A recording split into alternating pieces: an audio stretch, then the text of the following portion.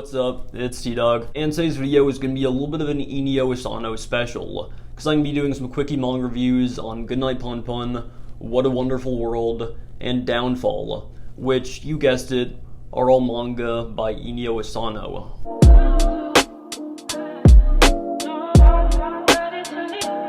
So starting off with Goodnight Punpun, I mean, this series is just a masterpiece. I mean, it's currently in my top 5 at number 4th place, and if you haven't read Goodnight Punpun yet, but you plan on reading it, I would definitely recommend checking it out, because it's a pretty great series, and it's probably Inio Asano's best work to date. Now, something about Goodnight Punpun that I really like is that this series feels very reflective of Inio Asano's own life. And I mean, not everything in Goodnight Punpun is supposed to be his life to a T, but it is supposed to be pretty representative of Inio Asano's life. And I think that this is portrayed really well in the character design of Punpun. He has a super simplistic character design. He pretty much just looks like a pretty simply drawn bird, and I definitely think he's a very relatable character.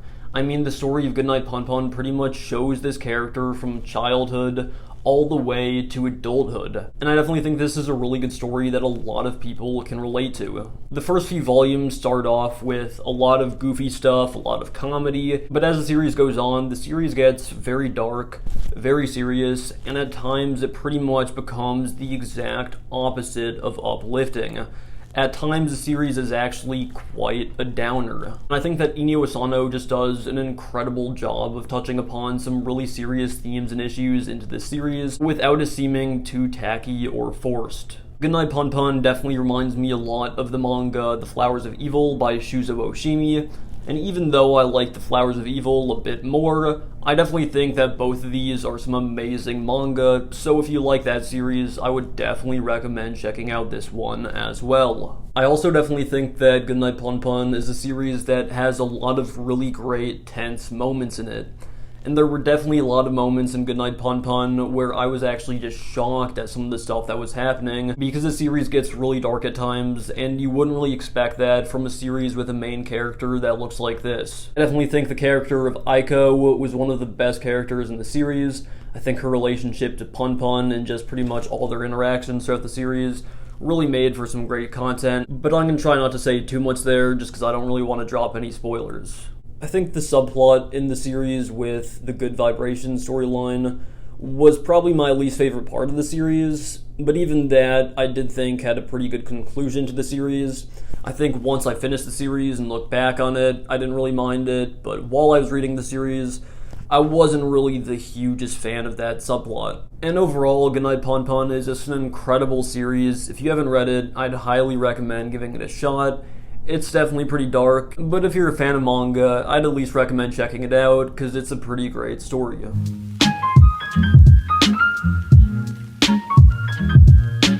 So next up, I'm going to be talking about the manga What a Wonderful World. And this is a 2-volume short story collection, but what I really like is how pretty much all the stories in here are kind of loosely connected. I'm not really going to spoil that too much, but if you've seen The Simpsons episode 22 short films about Springfield, you probably kind of have a little bit of an idea as to what this manga is like. This manga does kind of a cool thing where in between chapters there will be a little snippet of the end of a story that will lead into the next story.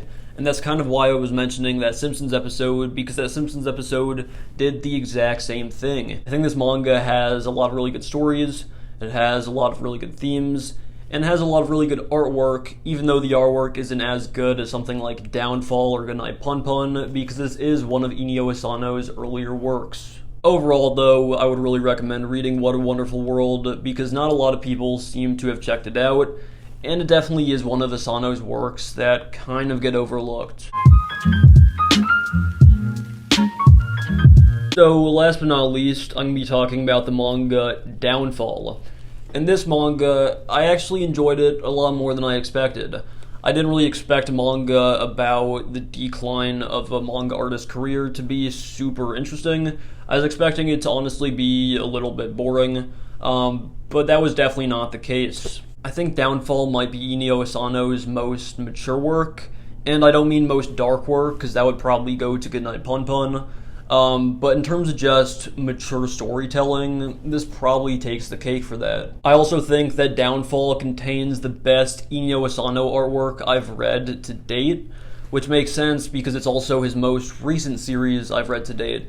And I think it was really interesting reading the series directly after What a Wonderful World, because Inio Asano's artwork improves a tenfold between those two series. And I think it's pretty clear that Downfall is supposed to be a pretty self-reflective story of Inio Asano. The main character in this manga, Kaoru Fukazawa, even has a series called Goodbye Sunset. And this definitely seems like it's supposed to be an analogy for Goodbye Punpun, because in the manga, it's referenced very similarly to how Inio Asano might talk about Goodnight Punpun. And I also think it's interesting that this series shows what Inio Asano dislikes the most about the manga industry. And overall, it's just an incredible manga. I don't want to mention too much because I don't want to spoil it, because it's a pretty short story. It's only one volume. But overall, if you haven't read Downfall, I would highly recommend reading it. So to finish off this video, I'm just going to be doing a quick little ranking of all the Inio Asano works I've read so far. I haven't read Nijigahara Holograph or Dead Dead Demons Day-to-Day Destruction, so I can't really comment on those, but based on the stuff I've read, this is how I'd rank them. 1 would of course be Goodnight Punpun, 2 would be What a Wonderful World, 3 would be Downfall, 4 would be Solanin, and lastly, in 5th place, would be A Girl on the Shore. It might be a little bit of a hot take to put Solanin that low on the list, but overall, pretty great stuff there. I mean, pretty much any manga by Inio Asano is bound to be a good manga, at least to some extent. In conclusion, I think that about wraps it up.